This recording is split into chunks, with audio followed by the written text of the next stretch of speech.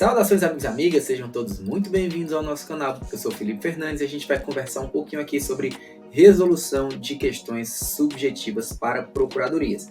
Mas antes de qualquer coisa, se você gosta do nosso trabalho, deixa o like, se inscreve no canal, porque assim você faz com que o algoritmo entenda que você gosta do nosso conteúdo. Aí ele entrega mais para você e também faz com que o conteúdo chegue a mais pessoas. Assim você ajuda a gente, ajuda o coleguinha também. Então beleza? Vamos lá resolver essa questão. Vamos lá, eu peguei essa questão aqui do concurso de procurador do estado de Goiás, realizado ano passado, em 2021. Por que eu peguei essa questão? Ela é uma verdadeira salada, ela tem um monte de coisa. Eu tive até dificuldade em criar o nome do vídeo aqui, né? Como resumir um pouco as matérias tratadas. Então, vocês vão ver até que o título ele não acaba não englobando tudo aquilo que a questão aborda. Mas isso é uma questão típica de direito do trabalho em concurso de procuradoria. Por quê? Porque normalmente eles combinam vários elementos, várias teses. Você não sai de dela com apenas uma tese, com apenas um julgado. É importante que você tenha um conhecimento um pouco mais amplo da matéria. Então, obter a pontuação máxima acaba envolvendo esse tipo de dificuldade. Mas vamos ver para vocês que dificuldade só no primeiro momento. A gente observa que não tem segredo nenhum. Vamos lá. Vamos lá, como eu disse, né? Procurador do Estado de Goiás, realizada pela FCC ano passado, em 2021. Considere a situação hipotética, abstraindo da análise de qualquer suspensão e ou interrupção de prazos decorrentes da pandemia da Covid-19. Então ele já diz, galera, não vai contar negócio de suspensão de Covid, não. Aqui bota só mesmo prazo como se não tivesse tido pandemia, no mundo ideal, em que não tivesse ocorrido esse fenômeno e assim não afetasse os prazos aí na Justiça do Trabalho, que a gente sabe que de alguma maneira isso foi afetado. Vamos lá. Ptolomeu, eu gosto muito desses nomes que eles botam nas questões. Foi empregado da empresa de segurança sempre alerta limitada, devidamente registrado na carteira de trabalho, tendo exercido a função de vigilante.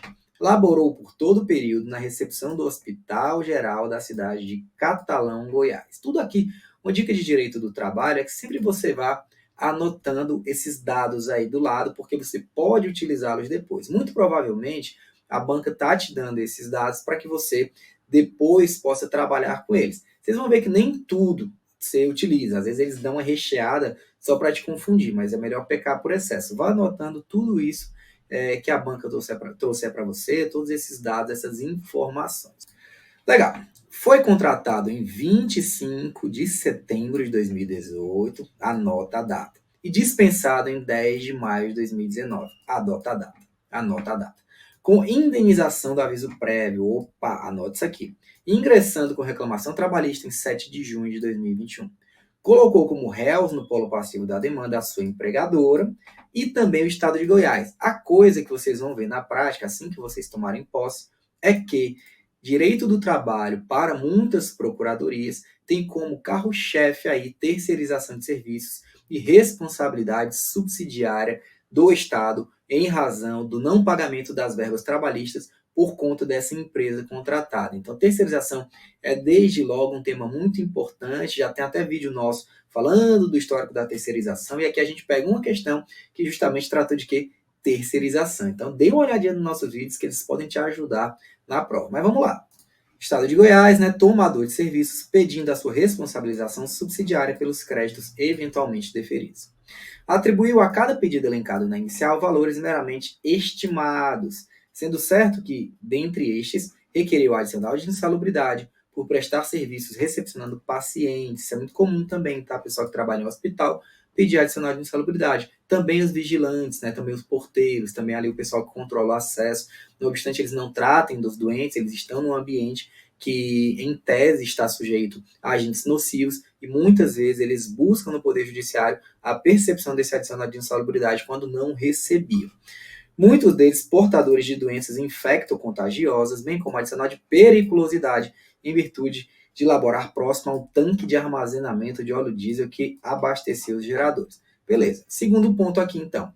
Considerando as disposições constitucionais e da legislação federal vigente, incluindo-se a Lei 13.467 de 2017, também conhecida como Reforma Trabalhista, além de entendimentos jurisprudenciais pacificados, súmulas e OJs do TST e teses adotadas pelo TST e STF, né? Tudo que você tiver direito aqui, você tem que utilizar para resolver essa questão.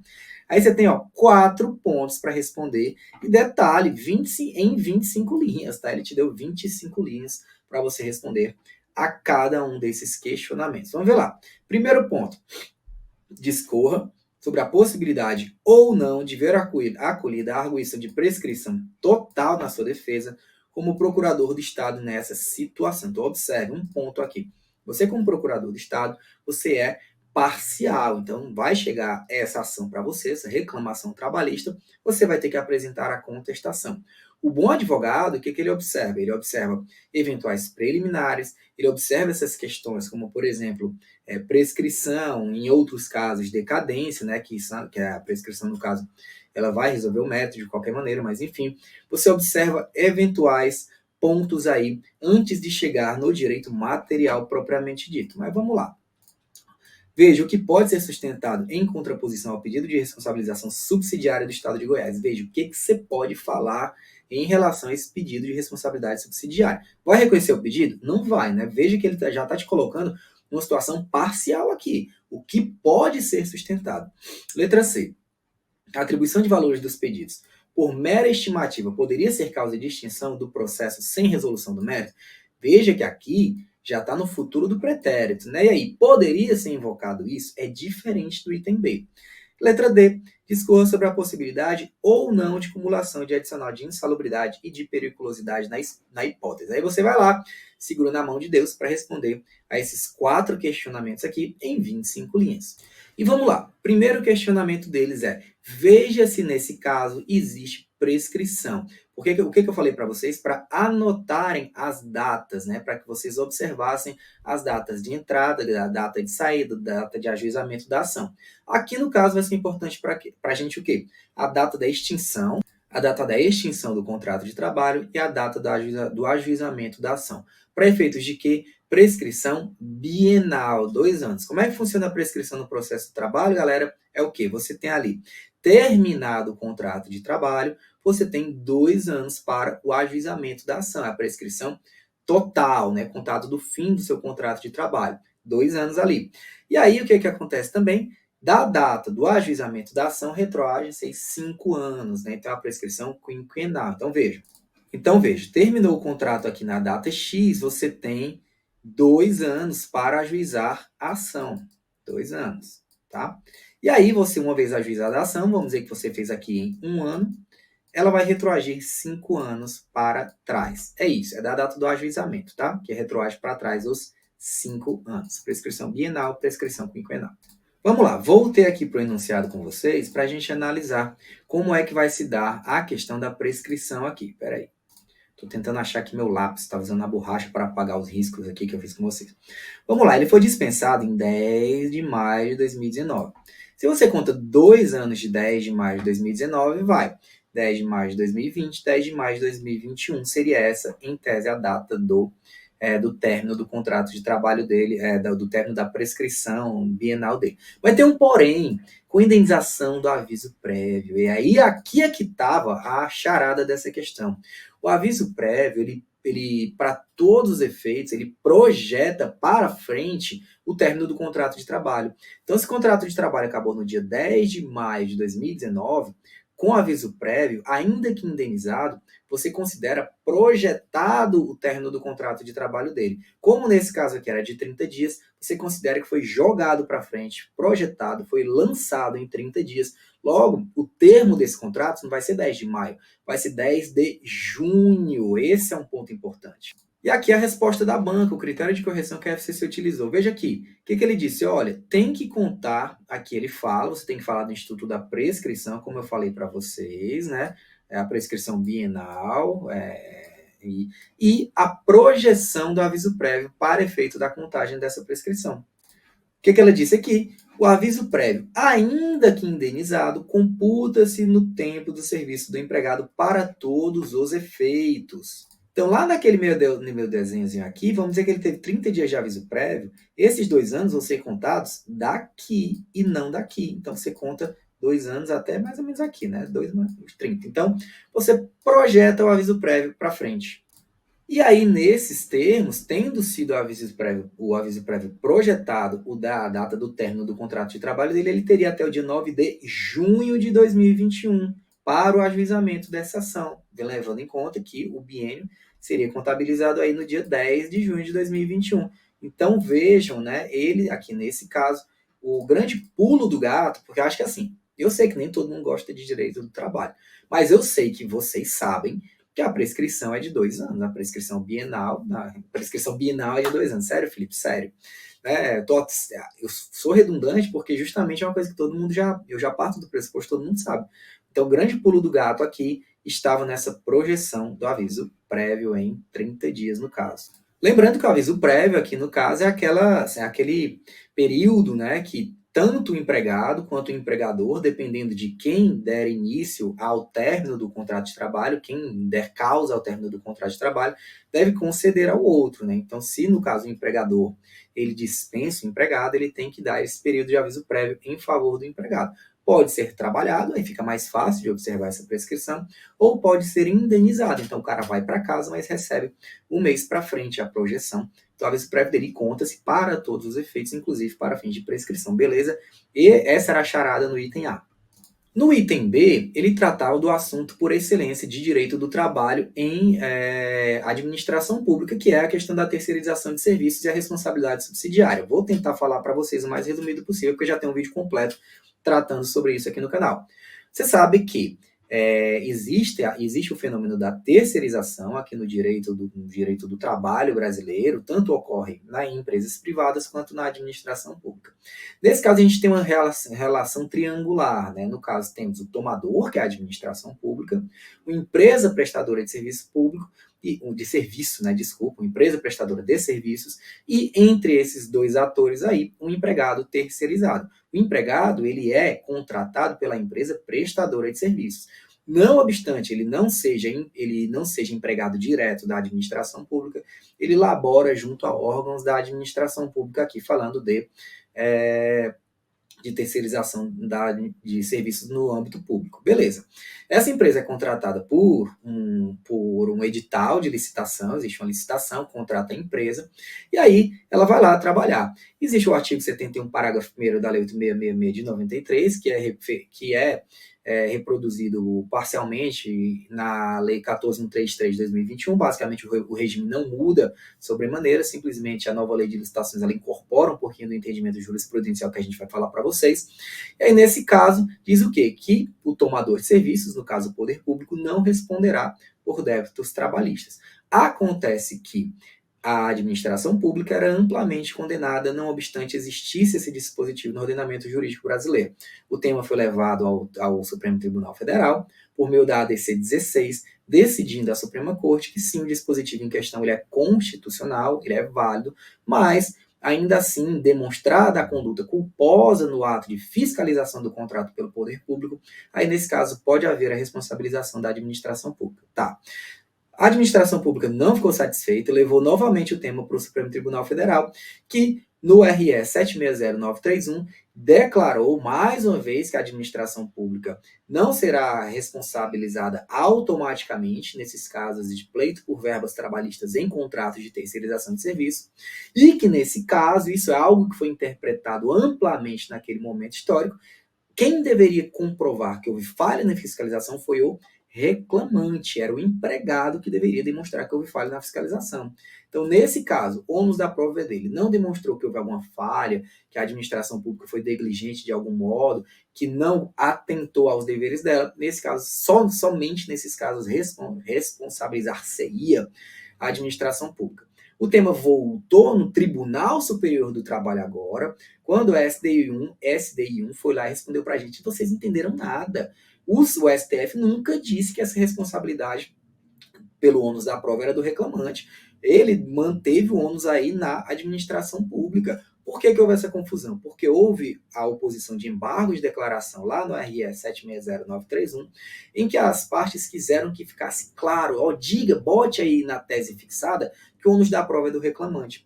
Só que na divergência ocorrida, prevaleceu o voto do ministro Edson Fachin, que disse o quê? Ele disse: olha, não estou vendo omissão, obscuridade ou contradição, logo indefiro, rejeito os embargos.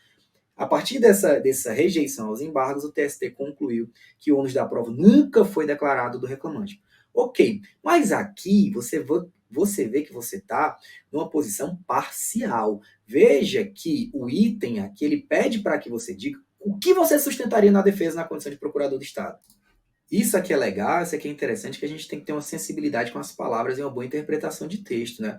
O que pode ser sustentado em contraposição ao pedido de responsabilidade subsidiária do Estado de Goiás. É isso que ele pede para você. Não era para você chegar lá e dizer, ó, não, aqui tem que ser responsabilizado porque a administração pública agiu culposamente. Você vai estar reconhecendo um pedido em juízo, você pode inclusive tomar um processo disciplinar se não houver nenhuma dispensa nesse sentido advindo do seu órgão superior.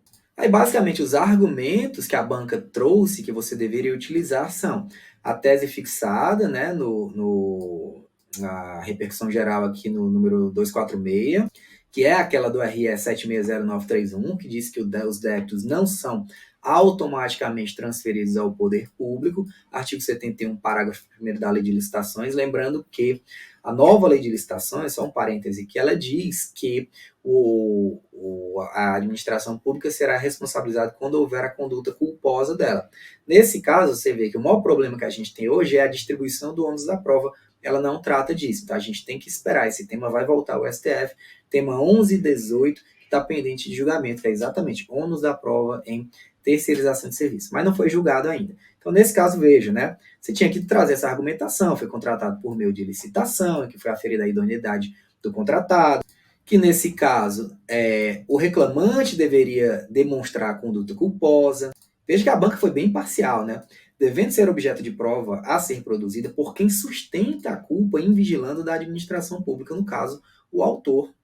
E aí a gente vê, né, que não houve a intenção do legislador em responsabilizar o poder público. Essa aqui eu achei interessante porque é uma questão em que a banca ela quer que você se apresente de maneira parcial, que você traga um entendimento aí mais enviesado para o poder público, porque é isso que você, na condição de procurador do Estado, se você fosse para o melhor setor da procuradoria, que é o trabalhista, você estaria levantando essa tese.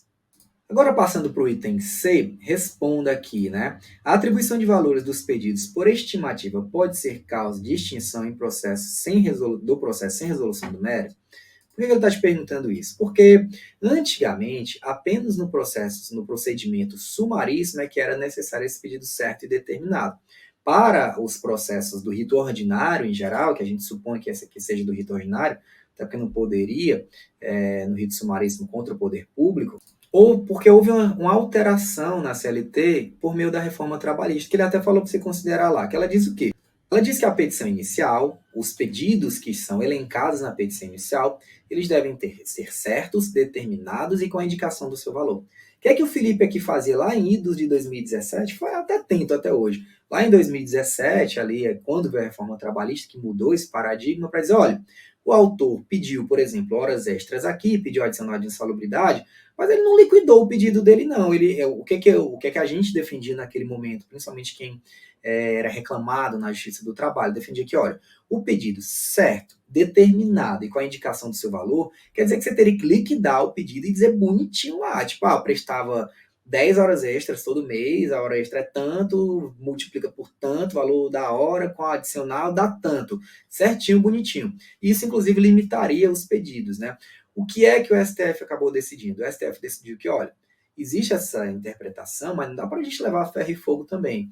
Por isso, os valores na petição inicial, eles bastam ser meramente estimados, ali é uma mera estimativa, então não é a ferro e fogo bonitinho que o cara tem que trazer uma liquidação, porque eles dizem, ó, a liquidação do processo trabalhista ocorre em outra fase, em outro momento, lá na execução, quando transita em julgado, ele intima as partes, né, para que aí o reclamante possa trazer os cálculos, liquidar os pedidos, as condenações às quais ele faz jus. Então vejam que aqui houve uma interpretação com Grano Salles ali do Judiciário Trabalhista. E é isso que a questão queria que você dissesse.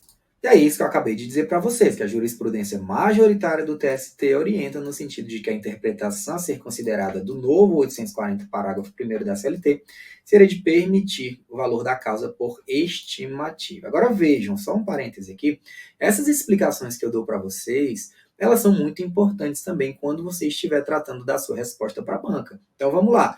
Quando você trata de prescrição, lá no primeiro item, é importante você trazer o dispositivo da Constituição, que trata da prescrição trabalhista, lá no artigo 7º.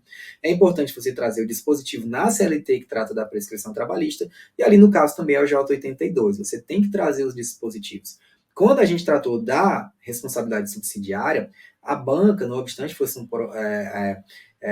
a gente já tivesse a lei de licitações ali naquele momento, se eu não me engano, mas enfim, ela trouxe o artigo, se você for fazer um concurso a partir de agora, a lei de licitações nova já vai estar em vigor, né? Você cita os dispositivos também, eu citaria tanto da antiga quanto da nova, da mesma forma que eu fiz aqui para vocês, para contextualizar, para dizer, então você falar da jurisprudência do STF, falar dos dispositivos em questão e a interpretação decorrente deles. E aqui da mesma forma, que você traz o artigo 840, parágrafo único da CLT, parágrafo 1º, né? O professor já ia perder ponto aqui da banca, você traz ele aqui e tal, então você tem, eu acho importante falar da reforma trabalhista também, você contextualiza aí, responde, beleza? E agora o último item, é o tamanho da questão, já 20 minutos de vídeo já, eu não acabei de ver essa questão.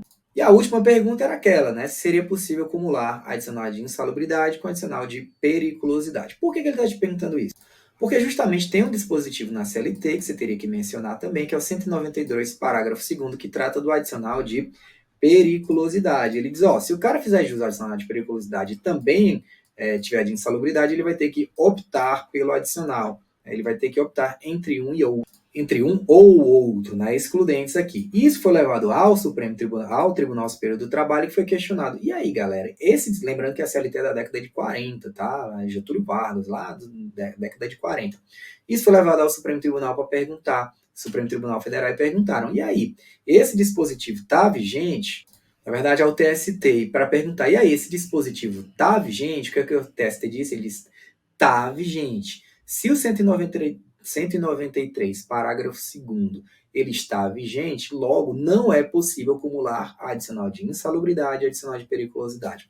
Tá, Felipe, tem um dispositivo de 1940, você vem me falar disso, por que a banca lembrou disso? Porque houve algumas decisões divergentes de turmas do TST que algumas entendiam no sentido de que esse dispositivo não teria sido recepcionado, logo seria possível a acumulação de adicionais.